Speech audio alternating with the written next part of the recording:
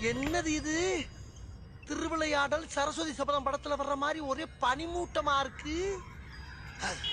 அப்படின்னா சொர்க்கத்துக்கு வந்திருக்கமா?